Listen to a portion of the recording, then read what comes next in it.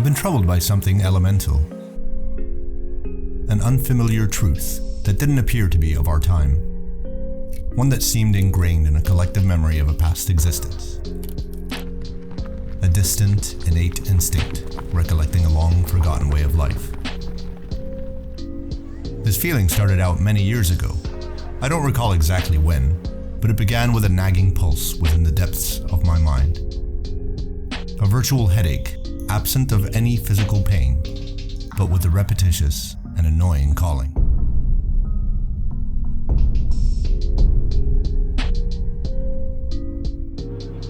Not subtle at all, this phenomenon soon escalated from the internal and towards real physical and emotional manifestations.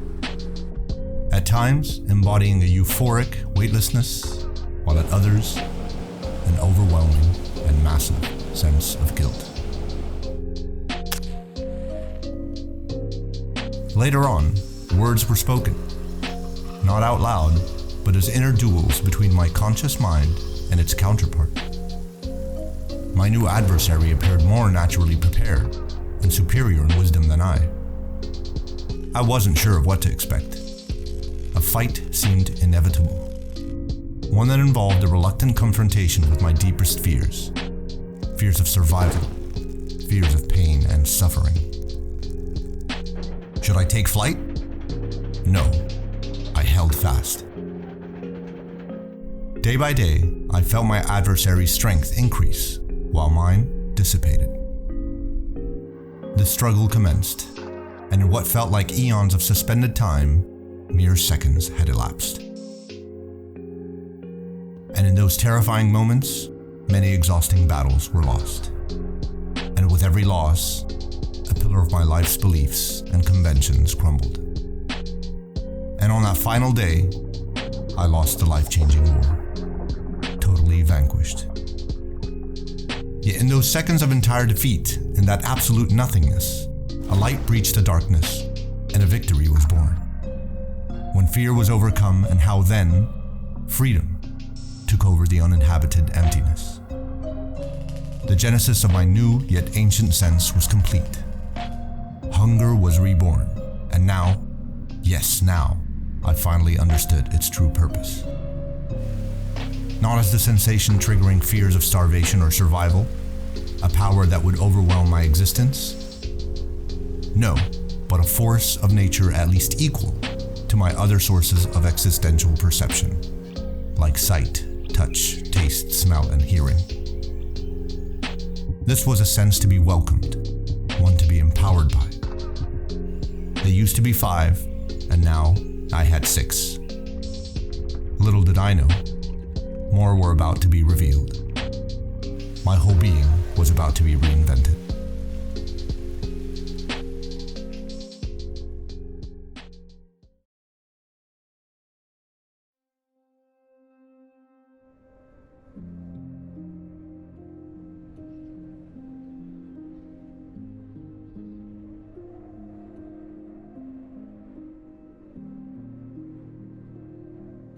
I'm not alone in my connection to hunger. Many people all over the world make a connection with the sense of hunger all the time, but only through its much milder iteration, fasting. This rise in awareness of fasting has been happening all around us throughout our recent history, yet now it is gaining exponential momentum. We yearn for the benefits of an improved well-being, but are unaware of the real and significant advantages it can grant us. In order for us to understand the true essence of our current relationship with hunger, we have to go back in time, and I mean way back. But let's take our time in rewinding our story from the unknown beginnings to the very ends. Let's take a look at how, along our history, fasting has been introduced over and over again.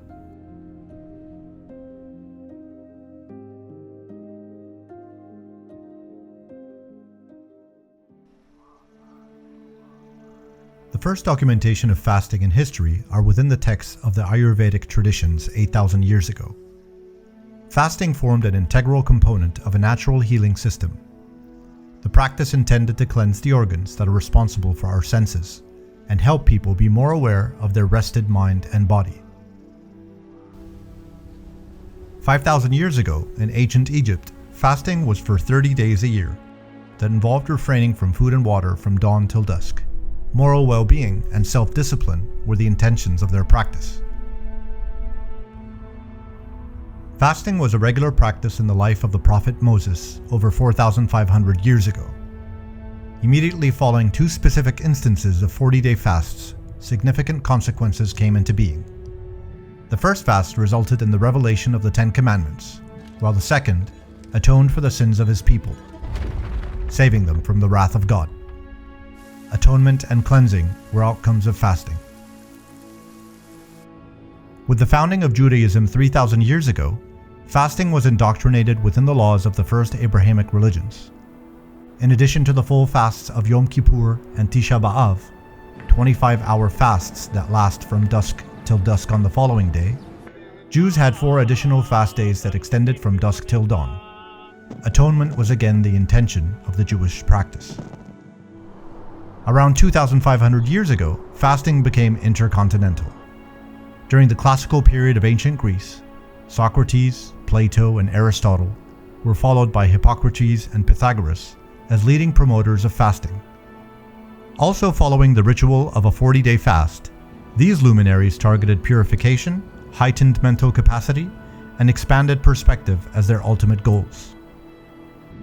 In parallel, Buddhism introduced fasting as a daily way of life that started from noon till dawn the following day, a precursor of today's intermittent fast. Buddhists looked to achieve self-control through their fasting practices. And within the same era, Hinduism was founded and further established the practice of fasting not as a religious imposition, but as an act towards the elevation of mind and spirit. In China, Confucius claimed that fasting brought forth an inner unity, granting the ability to hear with your whole being. With the rise of Christianity 2,000 years ago, Jesus fasted for 40 days in the desert to confront temptation and attain the highest level of moral code and discipline. Fasting in its true sense gradually took a lesser role within the religion, and ultimately didn't achieve a place within the biblical canons of the faith. Galen, the Roman physician and philosopher 1800 years ago, shifted the application of fasting from the religious and cleansing to the world of medicine at the time. Fasting was now also therapy for the illnesses of the body. With the birth of Islam 1500 years ago, fasting took a much larger role in the faithful's daily lives. Ramadan, as one of the 5 pillars, extended for a full lunar month and was adhered to from dawn till dusk. In following the example of the Prophet Muhammad, Muslims also could practice other optional daily fasts of similar duration throughout the weeks of the year. In the 9th century, Native American Mississippian culture had incorporated fasting throughout their ceremonial life. Fasts lasted up to 4 days, and their purpose was to achieve a cleansed mind, body, and spirit prior to any ceremony, so that the chance of success was at its greatest. In the Incan Empire 6 centuries ago, a civilization updated its relationship with fasting as a form of penitence and feeling remorse for the civilization's sins. During the Golden Age of Islam, 1,000 years ago, Avicenna, in his book The Canon of Medicine, further defined the role of fasting as a therapeutic practice that could cure illnesses and help the body and mind position themselves to combat disease. The Renaissance in the 15th century saw an age of enlightened thinkers who believed in the therapeutic value of fasting. These personalities included great luminaries like Leonardo da Vinci and Paracelsus. The latter identified fasting as the greatest healer and the physician within. Just under 250 years ago, the Orientalism movement brought back the cultures of the Silk Road to Europe, and with this import from the East came a renewed Western societal attraction to fasting as a medical solution, healing the body through its own capacities. Within the Age of Enlightenment, at the end of the 18th century, a group of revolutionary thinkers believed and espoused in the body being the ultimate healer of its own maladies. Fasting was an integral practice of medical therapy during this era, with Benjamin Franklin, one of fasting's many famous enthusiasts. In the United States, the natural hygiene movement of the 1830s reintroduced therapeutic fasting in which fasting is used to either treat or prevent ill health. This movement later evolved in Europe as the Nature Cure movement at the back end of the century. During the Christian Third Great Awakening at the end of the 19th century, a rebirth of religious fervor across much of the world saw a new commitment to faith. This refreshed commitment to the Christian faith led to a renewed connection to fasting. In the mid-20th century, and with the energetic rise of New Age spirituality, fasting shifted again outside of religious dogma and towards our individual betterment. Human beings were now looking to enhance their lives through our various dimensions of mind, body, and soul. The health consciousness and wellness movements of the late 20th and early 21st centuries established a stronger force for change pertaining to fasting. One of the achievements of these movements was shifting fasting from the eccentric or strictly religious and towards mainstream application. Fasting was being supported by the powerful trifecta of medical, academic, and corporate worlds. And finally, we arrive back to our day and age, when many varieties of fasting are being introduced. We have fasting in the form of an intermittent system, be it a 5+2 fasting days weekly cycle, an 18-hour daily fasting cycle, or a more open-ended eat, stop, eat approach. Regardless of the variation, we have finally arrived at the true definition of fasting, meaning the intentional cessation of any food consumption within a specific period of time. But before Ayurveda, did fasting exist in any variation? There's no doubt that fasting did exist.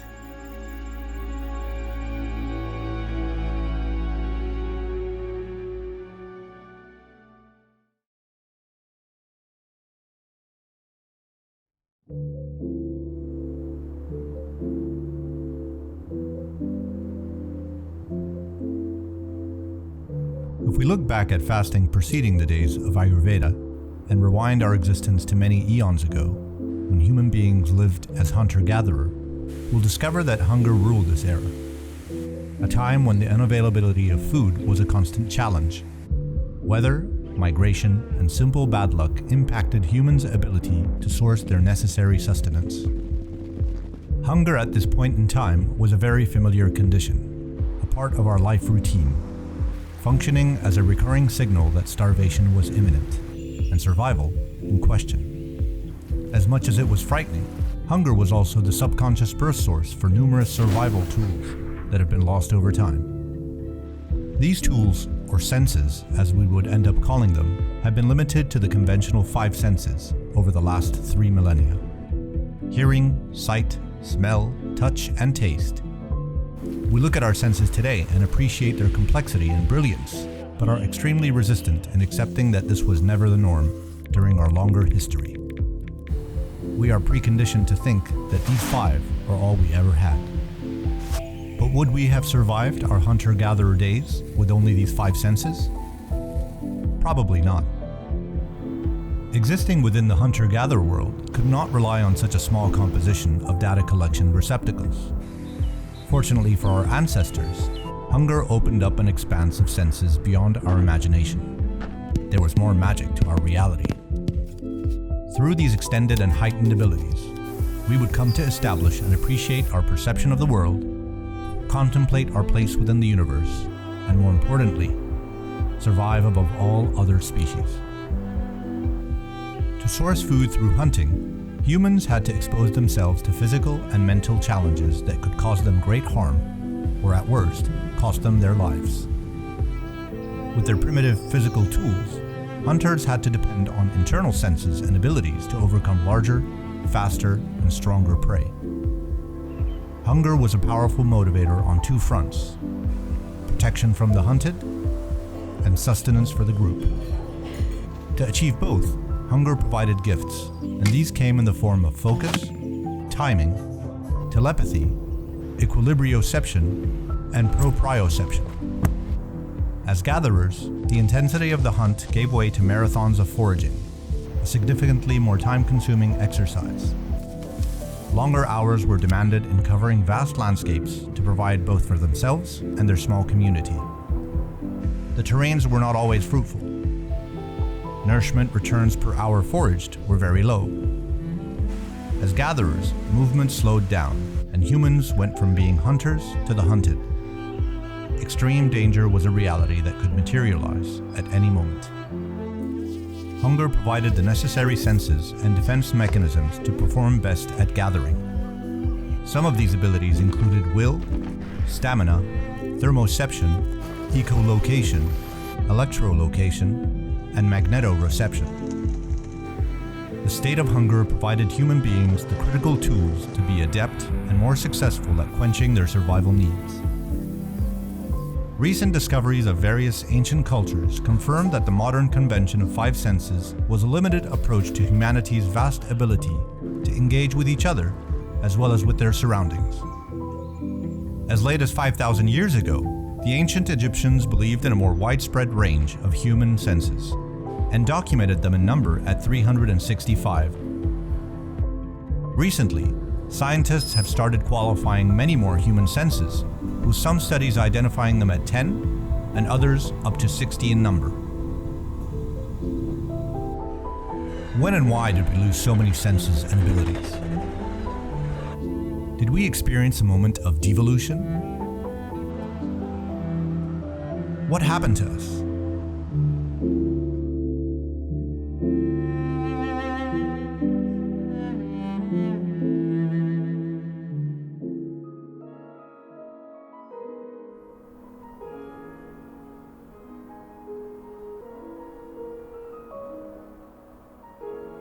We used to be superhumans.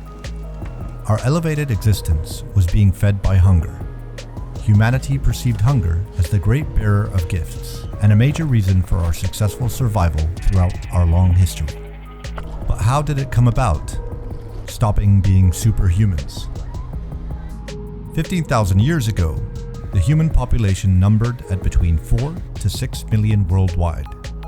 These figures were steady over the previous several millennia and were more or less capped by the hunter-gatherer lifestyle.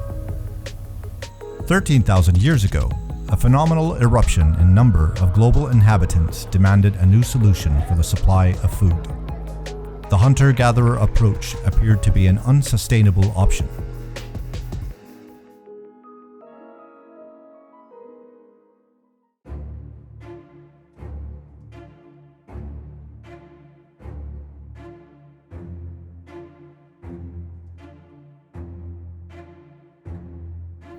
Around 12,000 years ago, the advent of agriculture changed everything.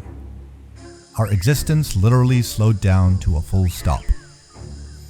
The traditional on-the-move hunter-gatherer lifestyle was abandoned for a life on a settlement.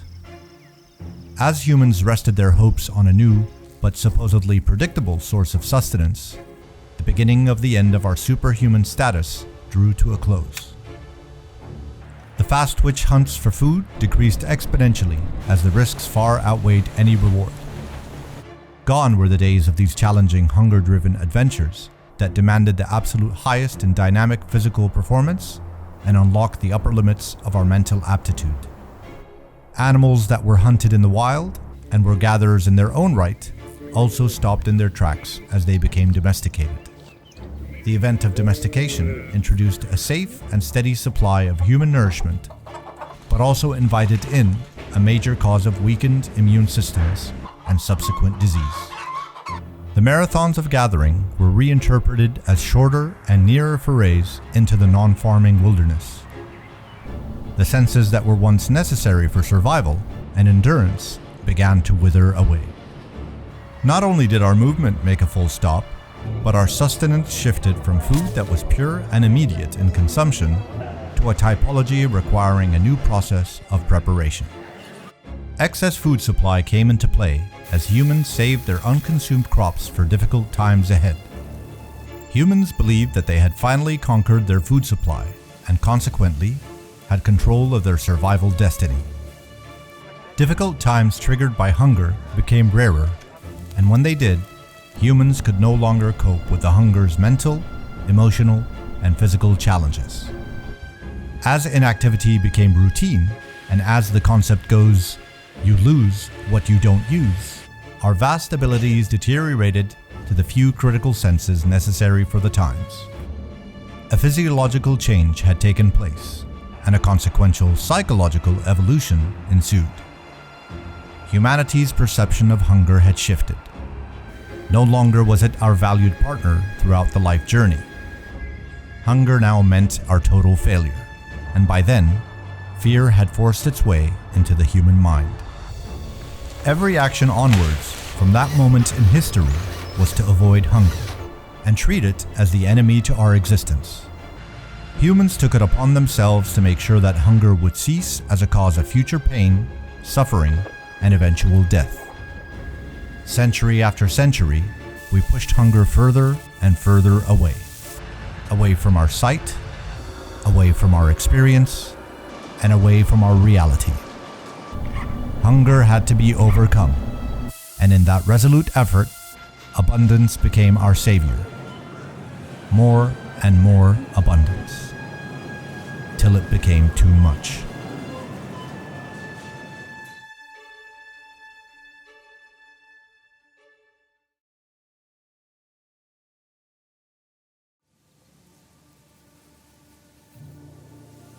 After the agricultural revolution, the world witnessed an abundance of a predictable food supply, but it also triggered a restructuring exercise of our daily life cycle. Labor was now the new purpose, and its efficiency the ultimate goal. Humans had to be able to produce the most crops possible, and to feed this laborious lifestyle, certain levels of energy were required to sow and reap the fields. A mid-morning repast became our first planned meal. Shortly after rising from our sleep, humans infused themselves with considerable sustenance to provide more than enough energy for the farming ritual. Different civilizations addressed meals varyingly, but all systems revolved around what was best for their specific type of agriculture, in terms of timing and produce. For many millennia, humans were eating a single regular late-morning meal every day. And even then, many luminaries throughout these changing times attempted to get humanity to understand that the systemic one meal a day was not the way of our ancestors, and definitely not the path in achieving the highest version of ourselves. In the Middle Ages, another meal was introduced later in the day to replenish the additional energies expended in a constantly evolving and laboring population. As the centuries passed, and by the 17th century, higher social status drove an upward trend in the quantity of meals. The richer, the greater the number of meals. Those with more means had 3 daily meals, while others of lower status maintained the 2-meal-a-day routine. In the early 19th century, the interests of the Industrial Revolution pushed for longer working hours. And to sustain this marathon of labor, a new meal was slotted earlier into the day, immediately after rising from our sleep. There was no excuse for being ill-prepared for offering the highest work output, especially one related to food. Soon after, people became conditioned that sustenance was necessary at the beginning, middle, and end of the day. Since then, rarely have we experienced any actual hunger at all. An innate disposition was established to destroy any chance of hunger through a round-the-clock numbing strategy of breakfast, lunch, and dinner, and to repeat incessantly.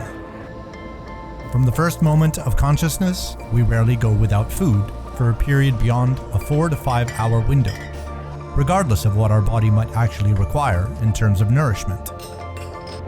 A further psychological shift led to the phenomenon of hedonic hunger.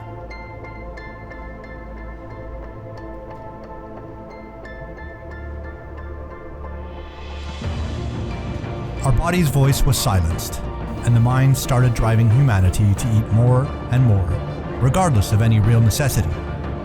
More meals became a part of our daily consumerist language.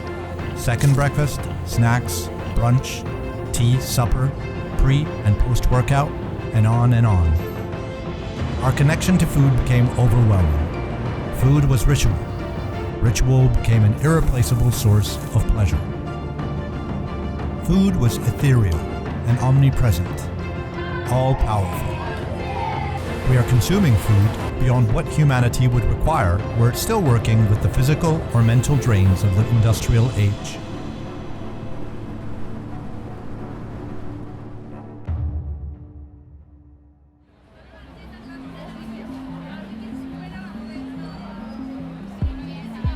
We don't need all this energy. Our lives are different. Our industry is different. So, shouldn't our consumption definitely be different?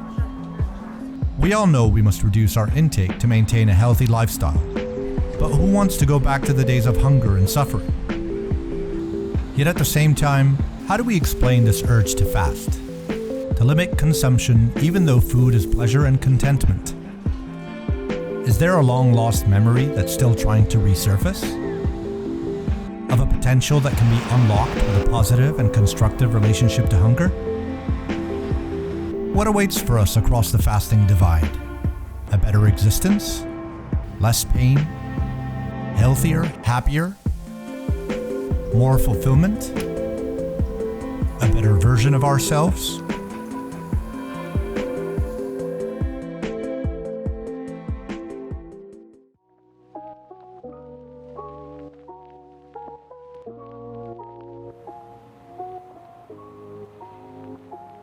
Our journey from hunger to fasting is almost complete. Having told our story, we are at the precipice of learning from our past and transcending our modern consuming behavior. No one is saying that we should go back to our days of hunger. We're way past our ancient superhuman status. And to say that we can quickly regain our long-lost gifts and abilities through fasting is wishful thinking, especially in light of our current way of life, thought processes, and pre-existing conditioning.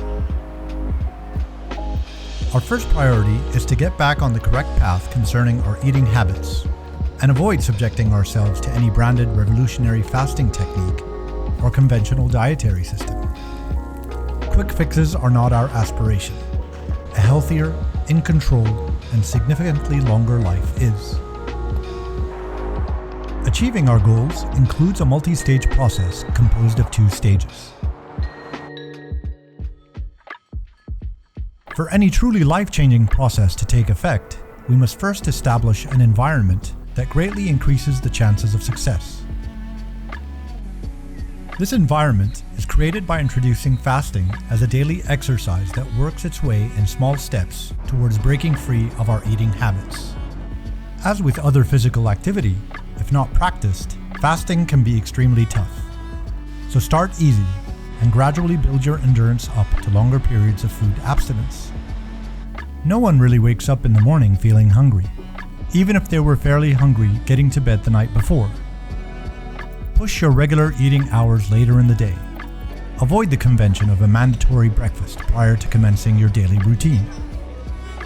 As your day progresses, see how you feel, and if subsequently you do feel hungry, try a mid-morning breakfast as opposed to one from the very beginnings of your day. The more you push the gaps between feeding times, the more you allow for true hunger to appear. At first, a light panic might trigger your fears, red flagging that eating is necessary, or else something bad will happen. This is typically your cravings coming into their own, pushing you to consume. As you maintain your fasting, the familiarity with hunger will begin to normalize. The more exposure to hunger, the more you will begin to appreciate that hunger, as in all our other senses, is sending us extremely accurate information.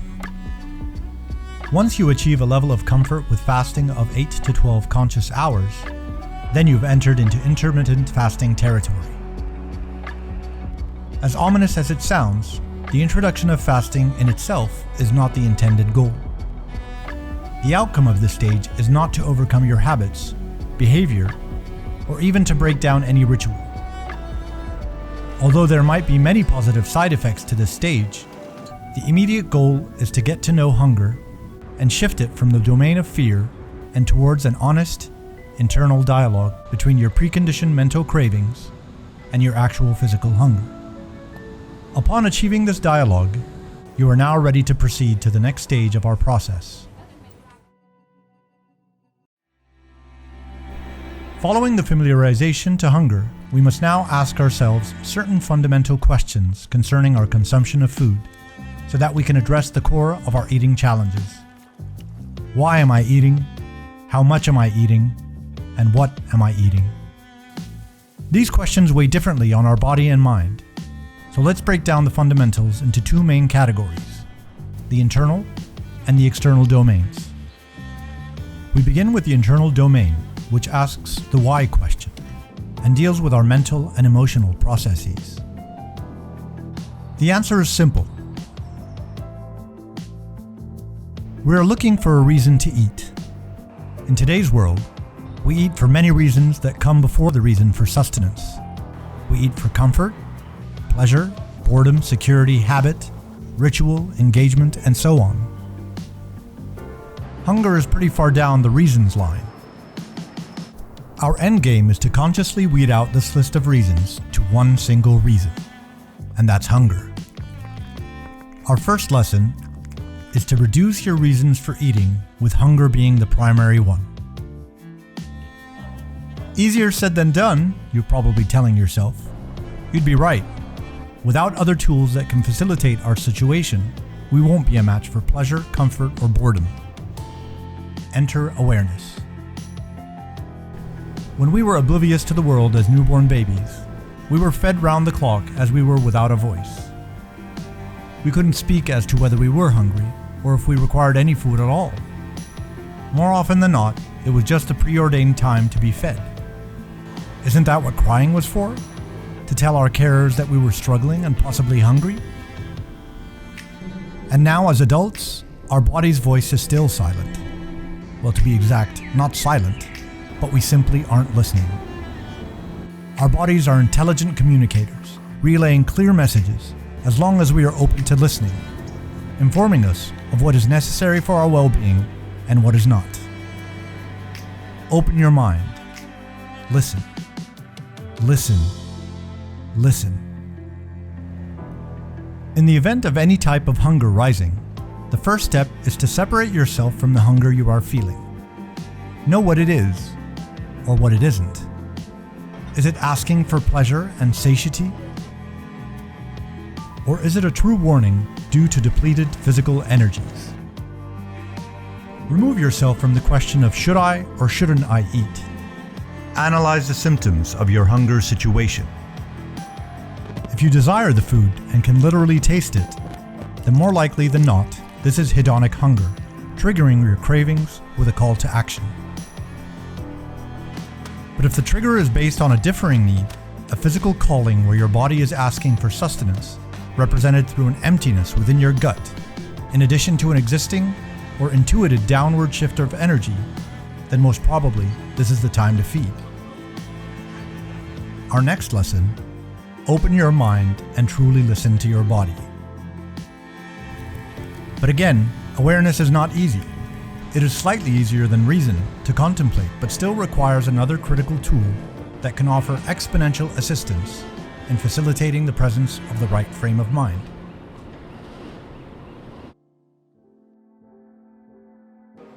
Haven't you ever gone for many hours or even days without your typical eating routine? When sick, sad, or working in overdrive, our appetite seems to fade away into oblivion due to our concentrated state of mind. We literally forget our hedonic ways. Both our conscious and subconscious drown out all other behavioral tendencies towards food and focus exclusively on the current mental, emotional, or physical adversity before us and how we can transcend them. Although subconsciously driven, all these states are invisible intentions meant to bring to the forefront a specific existence above all others, easily overwhelming even our most ritualized habits, such as eating. This exhibits how hunger in its current manifestation is a mind game, and shows how if clear intentions to deprioritize hunger exist, subconsciously or not, then hunger can be overcome as a fear and an enemy. An additional example of how intention operates comes from most, if not all, religions. All fasts begin with a very conscious and clear declaration of intent to fast. This act helps manage the expectations of the fasting population and sets their frame of mind not to expect any sustenance for a certain period of time. Do the same with your daily eating habits. Decide not to eat in a systemic, structured, and controlled manner. Make it acceptable mentally and emotionally to miss the breakfasts, the lunches, or dinners. Every morning, as you rise, and when hunger is far from thought, Announce your daily eating intentions. So to recap, we begin with intention, which leads to awareness, and then leads to reason. Each moment empowers the subsequent moment. Now let's summarize the first sequence of lessons. Lesson 1. Announce your daily eating intentions. Lesson 2. Open your mind and truly listen to your body. Lesson 3. Reduce your reasons for eating, with hunger being the primary reason. We've concluded the lessons specific to the internal domain. Now let's shift to the external domain, which deals with our physical processes. We come back to the two remaining original questions. How much am I eating? What am I eating? Let's address the first. Again, the solution is looking us straight in the face. Our body is a supernatural machine. It can cope with most diseases, injuries, and toxins introduced within. So even if you do eat something that is not necessarily great for your well-being, as long as it's an exception, our bodies will self-cleanse. Unfortunately, with today's eating habits, our bodies are bombarded with exaggerated quantities and inferior qualities of food. Although quantity of food can be addressed in two ways, quantity of meals and quantity of food during a meal, let us focus on quantity in terms of number of meals. As effective as our bodies are at self-healing, in being machines, they can also become run down with excessive operations. If we calculate the meals consumed to date by the average 50-year-old, the total will accrue to 55,000 meals. For an 80-year-old, this will equate to 87,000 meals. If we follow an eating routine that reflects a feeding based on real hunger, then these figures will probably drop closer to 20,000 to 35,000 for the 50-year-old and 30,000 to 50,000 for the 80-year-old. Imagine a machine that goes through 50% less effort in terms of digestion and dealing with harmful toxins. With this simple rule of moderation, our bodies would be younger and healthier due to less processing, stress, and detoxification. Our lesson: reduce the number of meals to between 1 to 2 a day. To answer the second question, what am I eating? The answer becomes much more personalized. There is no one finite solution. Balance intends to diversify the typology of foods taken in during a specific cycle of a week or a month. Balance is achieved between consuming living foods, such as fruits and vegetables, and non-living foods that include a wider array of cooked ingredients, as well as uncooked elements, such as nuts, seeds, and others.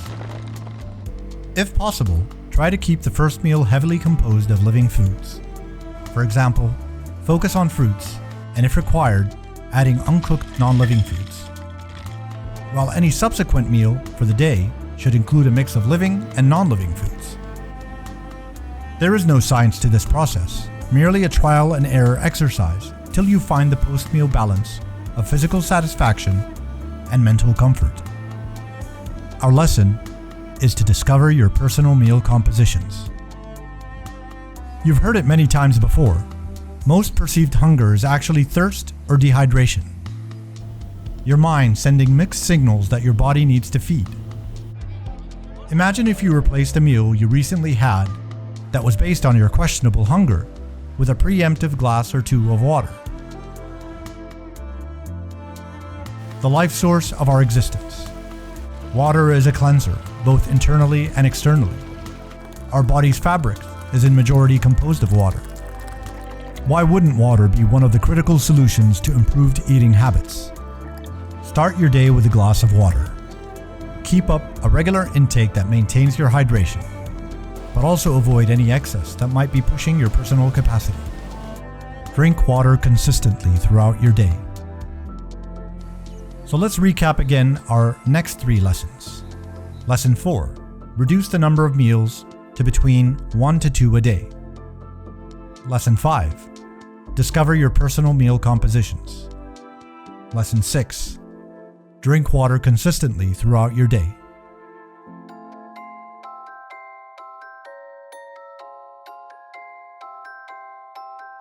What is right for you is not necessarily what's right for the next person. There is no correct dietary system or method that is applicable to us all. A standard lifestyle diet, keto, vegetarianism, veganism, carnivorism, pescatarian, and all others have their merits. But the need to feed system can apply to all these diets or lifestyles, and is flexible to accommodate most people. There is no actual fasting or diet with the need to feed system. There is a lifestyle of eating that is reason-driven eating. Time should not be the driver for the act of eating. By avoiding this bit of convention and combating modernity's relentless intake of food, fasting becomes a byproduct of deregulating our eating habits. We're also not making any claims that food shouldn't be a source of pleasure, and within the same system, establish the same intentions for the pleasures of eating, as you would for your hunger-based meals. Don't lock out pleasure, but keep it controlled, and try hard to limit its recurrence. This system is really about power, to empower humanity and take back control over its own physical existence. When it comes to eating, the preconditioned mind has been totally destructive, as it's been programmed over many decades to consume again and again, irrespective of real hunger. The need to feed approach helps us recondition to be in control and not to be swayed by our pre-existing rituals. We want to be better, live healthier and longer. We want our sense of hunger back, to help us as a constructive tool, and maybe, just maybe, be our redemption. Good luck to you all.